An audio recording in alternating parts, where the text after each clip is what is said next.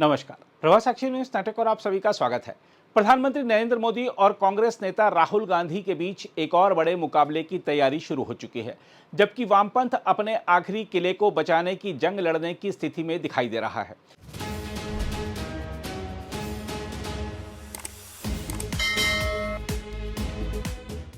असम, पश्चिम बंगाल, तमिलनाडु और केरल में होने जा रहे विधानसभा चुनाव केवल राज्यों की सत्ता का सवाल नहीं है, बल्कि यह राष्ट्रीय राजनीति की दिशा तय करने वाले निर्णायक राजनीतिक संघर्ष के रूप में उभर रहे हैं। इन चुनाव में भारतीय जनता पार्टी अपने विस्तार की रणनीति के साथ मैदान में है, जबकि कांग्रेस और अन्य विपक्षी दल इसे बीजेपी के बढ़ते प्रभाव को रोकने की आखिरी बड़ी परीक्षा के रूप में देख रहे हैं।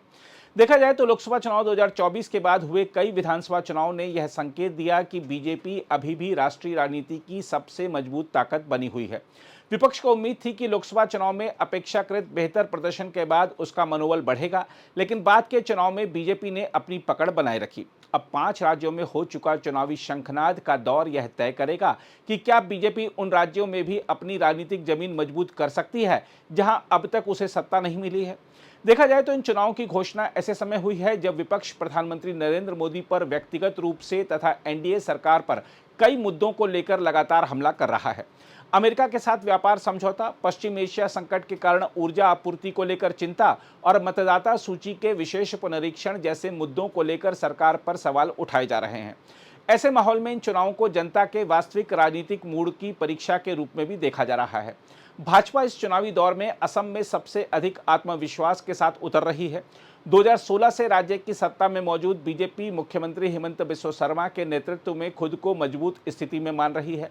पार्टी ने बांग्लादेश से होने वाली घुसपैठ और स्थानीय पहचान के मुद्दों को चुनावी बहस के केंद्र में ला दिया है, जिससे चुनावी वातावरण और अधिक तीखा हो गया है। दूसरी ओर पश्चिम बंगाल, तमिलनाडु और केरल ऐसे राज्य हैं जहां बीजेपी अब तक सत्ता से दूर रही है, लेकिन इस बार वह पूरी ताकत के साथ अपनी राजनीतिक उपस्थिति को विस्तार देने की कोशिश कर रही है। इन राज्यों में बीजेपी की सबसे बड़ी चुनौती क्षेत्रीय दल हैं। पश्चिम बंगाल में मुख्यमंत्री ममता बनर्जी और तमिलनाडु में मुख्यमंत्री एम.के. स्टालिन बीजेपी के सबसे मुखर विरोधियों में शामिल हैं और दोनों ही नेता इस चुनावी मुकाबले में सीधे बीजेपी के निशाने पर हैं। हम आपको बता दें कि चारों राज्यों में बीजेपी केवल असम में सत्ता में है, जबकि केंद्र शासित प्रदेश पुडुचेरी में वह सत्तारूढ़ गठबंधन का हिस्सा है। असम के बाद पार्टी की सबसे बड़ी राजनीतिक महत्वाकांक्षा पश्चिम बंगाल में दिखाई देती है, जहां वह तृणमूल कांग्रेस को सीधी चुनौती दे रही है। वहीं तमिलनाडु में बीजेपी ने अन्ना द्रमुक के नेतृत्व में एक व्यापक गठबंधन तैयार कर द्रमुक के नेतृत्व वाले मोर्चे को घेरने की रणनीति बनाई है। केरल का चुनाव अलग मायने रखता है, क्योंकि यहाँ परंपरागत रूप से वाम लोकतांत्रिक मोर्चा और कांग्रेस के नेतृत्व वाला संयुक्त लोकतांत्रिक मोर्चा ही मुख्य मुकाबले में रहे हैं।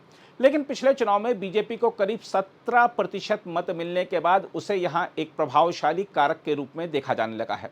ऐसे में यह चुनाव वामपंथ के लिए अपने आखिरी मजबूत किले को बचाने की चुनौती भी बन गया है। हम आपको बता दें कि प्रधानमंत्री नरेंद्र मोदी ने चुनावी अभियान की कमान संभालते हुए इन सभी राज्यों में लगातार दौरे और रैलियां की हैं। विकास परियोजनाओं के उद्घाटन के साथ राजनीतिक संदेश देने की रणनीति अपनाते हुए उन्होंने खास तौर पर पश्चिम बंगाल में अपने हमलों को और अधिक तीखा किया है।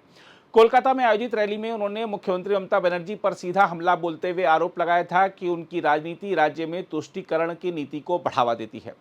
बीजेपी का दावा है कि पश्चिम बंगाल में घुसपैठ और धार्मिक पहचान से जुड़े मुद्दों ने व्यापक राजनीतिक बहस को जन्म दिया है। पार्टी का मानना है कि इन मुद्दों ने राज्य में राजनीतिक ध्रुवीकरण को मजबूत किया है और इससे उसे चुनाव में फायदा मिल सकता है। ममता बनर्जी 2011 से लगातार सत्ता में हैं और उन्होंने कई बार बीजेपी की चुनौती को रोकने में सफलता हासिल की है। हालांकि 2019 के लोकसभा चुनाव में बीजेपी ने 18 लोकसभा सीटें जीतकर बड़ा राजनीतिक संदेश दिया था।